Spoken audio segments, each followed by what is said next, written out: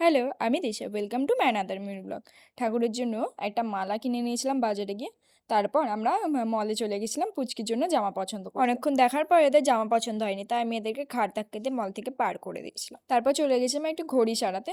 দেন ওখান থেকে ফুলতলা গেছিলাম কিছু ফল কিনতে। আর ওরা ওইদিকে ফল কিনছিল আর আমি এখানে মিরারে বসে ঢং করছি। আমাদের মলে জামা পছন্দ হয়নি বলে আমরা বিকেলবেলা আবার চলে গেছিলাম বহরমপুর মলে।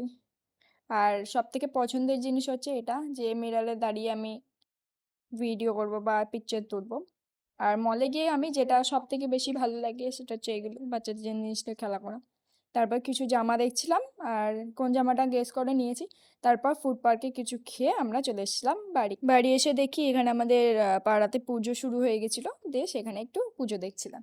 পুজো শেষ হওয়ার পরে আমরা খেয়ে নিয়েছিলাম, তারপর আবার চলে গেছিলাম ঠাকুরের ওখানটায়।